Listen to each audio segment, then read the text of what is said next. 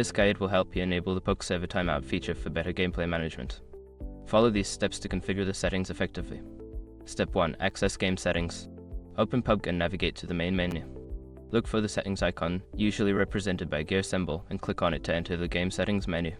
Step 2. Locate network settings. Within the settings menu, find the network or gameplay tab. This section contains options related to your internet connection and server settings.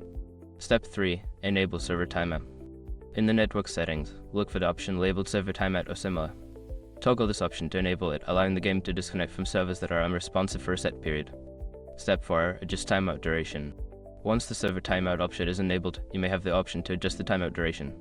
Set this duration to your preference, ensuring it balances between quick disconnections and maintaining your game session. Step 5. Save changes and restart. After making the necessary adjustments, be sure to save your changes. Exit the settings menu and restart the game to ensure that the new server timeout settings take effect. By following these steps, you can successfully enable and configure the server timeout feature in PUBG.